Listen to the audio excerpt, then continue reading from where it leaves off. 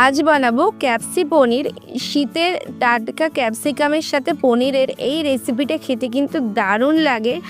রুটি, পরোটা বা fried rice, pulao যে কোনো কিছুর সাথে এই রেসিপিটা দারুণ লাগে। তো হ্যালো বন্ধুরা, আমি শুভ্রা রান্নাঘরে ভুরিভোজ চ্যানেলে আপনাদের স্বাগত জানাই। চলুন তবে রেসিপিটা দেখে নেওয়া যাক।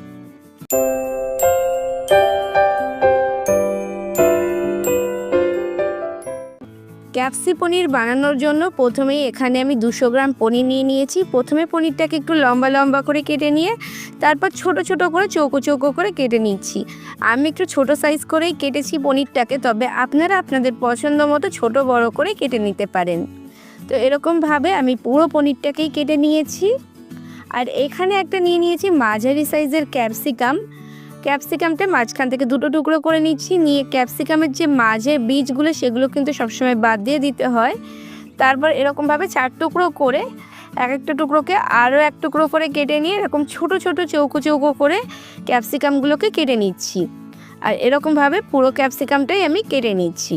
ক্যাপসিকামটা কেটে নেওয়ার পর একটা মশলার মিশ্রণ তৈরি করে নেব। তার জন্য 1.5 চা চামচ পরিমাণে আদা বাটা, 1/2 চা চামচ জিরে গুঁড়ো, 1/2 চা চামচ ধনে গুঁড়ো, 1/2 চা চামচ হলুদ, 1/2 চা চামচ লবণটা এখানে একটু কম নিতে হবে, কারণটা আমি পরে বলে দিচ্ছি। 3-4 টেবিল চামচ পরিমাণে জল অ্যাড করে একটা মশলার মিশ্রণ তৈরি করে রেখে দেবো। এরকমভাবে মশলাটাকে খুব ভালো করে চামচ দিয়ে মিশিয়ে নিয়েছি। তো মশলার মিশ্রণটা রেডি। এরপর গ্যাসে একটা কড়াই বসিয়ে দিয়েছি। কড়াইটা ভালোভাবে গরম হয়ে গেলে 2 টেবিল চামচ পরিমাণে সাদা তেল দিয়েছি। আমি আজকে রান্নাটা সাদা তেলেই করছি। তেলটা গরম হয়ে গেলে পনিরগুলো দিয়ে দিচ্ছি।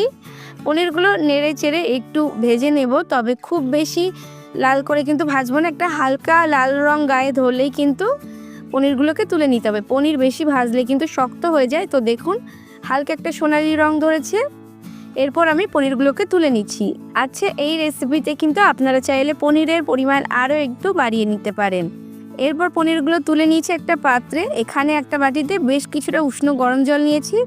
তাতে 1 চা চামচের 3 ভাগের 1 ভাগ লবণ দিয়েছি। তার মধ্যে পনিরগুলো ভিজিয়ে রাখবো, এই জন্য কিন্তু আমি তখন লবণটা কম দিয়েছিলাম। এরপর ওই যে পনির ভাজার কড়াইতেই ক্যাপসিকামটা দিয়ে 1 মিনিট মতো একটু নেড়ে চেড়ে নেবো হাই টু মিডিয়াম ফ্লেমে দিয়ে। ক্যাপসিকাম কিন্তু খুব বেশি ভাজবো না, নরম হয়ে গেলে খেতে ভালো লাগবে না।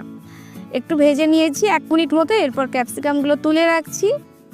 এই কড়াইতে দিয়ে দিচ্ছি আবারও 3 টেবিল চামচ পরিমাণে সাদা তেলটা ভালোভাবে গরম হয়ে গেলে 1/2 চা চামচ গোটা জিরে ফোড়নে দিয়েছি। আর দিয়েছি 2টো এলাচ, 2টো লবঙ্গ আর কয়েক টুকরো দারচিনি। আচ্ছা, এলাচটা কিন্তু ফাটিয়ে দিতে হবে। 30 সেকেন্ড মতো নেড়ে নিয়ে দিয়ে দিলাম 1/2 চা চামচ কাশ্মীরি লঙ্কার গুঁড়ো। তেলের ওপর কাশ্মীরি লঙ্কার গুঁড়ো দিলে রঙটা খুব সুন্দর আসে, তবে দেওয়ার পর 5 থেকে 10 সেকেন্ড মতো একটু নেড়ে নিতে হবে। তারপরে কিন্তু মশলাটা দিয়ে দিতে হবে, না হলে লঙ্কার গুঁড়োটা পুড়ে রঙটা কালো হয়ে যাবে। আগে থেকে যে মশলার মিশ্রণটা তৈরি করে রেখেছিলাম সেটাই দিয়ে দিয়েছি। আর দিয়ে দিয়েছি বাটি ধুয়ে 2 টেবিল চামচ পরিমাণে জল। এরপর মশলাটাকে খুব ভালোভাবে কষিয়ে নিয়েছি। যখন মশলা থেকে এরকম খুব সুন্দরভাবে তেল ছাড়তে শুরু করবে তখন দিয়ে দিলাম একটা মাঝারি সাইজের টমেটোটাকে মিক্সিতে পেস্ট করে নিয়ে দিয়ে দিয়েছি। আর তারপর নেড়ে চেড়ে আবারও কষিয়ে নেব 2-3 মিনিট, যতক্ষণে আবারও মশলা থেকে তেল ছেড়ে আসে। এই দিকে মশলাটা কষাতে কষাতে আমি আর একটা মশলার মিশ্রণ তৈরি করে নেব। তার জন্য মিক্সির জারে আমি নিয়ে নিচ্ছি 6-7টা কাজু বাদাম, ভাঙা কাজু বাদামই নিয়েছি এখানে। আর 1 টেবিল চামচ পরিমাণে চারমগজ। সমস্ত কিছু একটু আগে ব্লেন্ড করে নিয়েছি, মিক্সিতে ঘুরিয়ে নিয়েছি। তারপর দিয়ে দিচ্ছি 1 টেবিল চামচ পরিমাণে টক দই।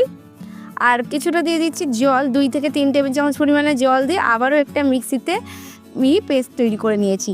তো মশলাটা রেডি হয়ে গেছে। এরপর ওই যে মশলাটা কষাচ্ছিলাম সেই কষানো মশলাটাই আবার একটু কষিয়ে নিচ্ছি। যখন খুব সুন্দরভাবে তেলটা এরকমভাবে ছেড়ে আসবে তখন আমি এর মধ্যে ওই মশলার মিশ্রণটা দিয়ে দেবো।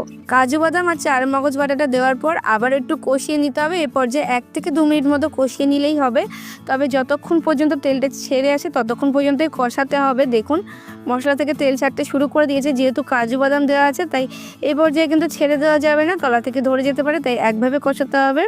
কষাতে দিয়ে দিলাম 1.5 চা চামচ পরিমাণে কাসুরি মেথি। মশলা কষানোর সময় কাসুরি মেথি দিলে ফ্লেভারটা খুব ভালো আসে। এরপর আবারও একটু কষিয়ে নিচ্ছি। খুব সুন্দর করে মশলাটাকে সময় ধরে ধীরে সুস্থে কষাতে হবে। মশলা কষানো যত ভালো হবে রান্নার স্বাদ তত ভালো হবে, তাই একটু ধৈর্য ধরেই মশলাটাকে কষাতে হবে। এরপর আমি দিয়ে দিলাম আগে থেকে ভেজে রাখা ক্যাপসিকামটা দেওয়ার পরও আবারও কিন্তু 1-2 মিনিট মতো একটু কষিয়ে নেব। ক্যাপসিকামের সাথে মশলাটা কষলে মশলার মধ্যে ক্যাপসিকামের ফ্লেভারটা খুব ভালোভাবে মিশে যাবে।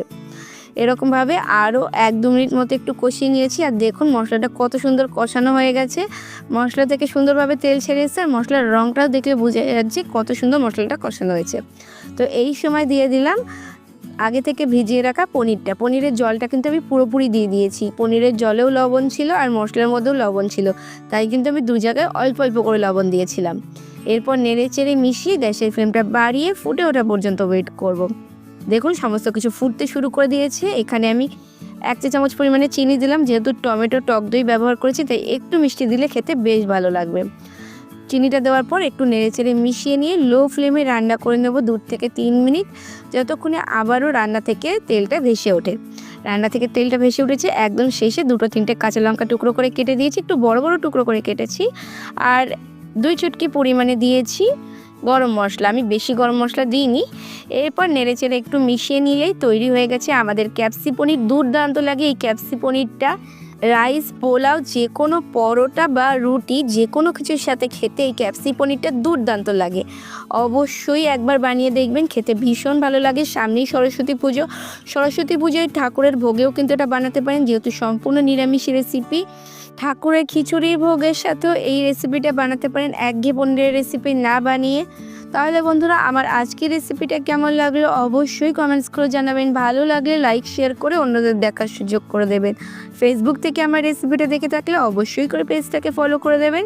ইউটিউব থেকে দেখে থাকলে আমার চ্যানেলটাকে সাবস্ক্রাইব করে পাশে থাকা বেল আইকনে ক্লিক করে দেবেন, যাতে পরবর্তীকালে চ্যানেলে যখন নতুন কোনো রেসিপির ভিডিও আপলোড করব সবার আগে আপনাদের ফোনে নোটিফিকেশান পৌঁছে যায়। আজকে এই পর্যন্তই, আবার আসবো অন্য কোনো দিন অন্য কোনো রেসিপি নিয়ে। ততক্ষণ ভালো থাকবেন, সুস্থ থাকবেন।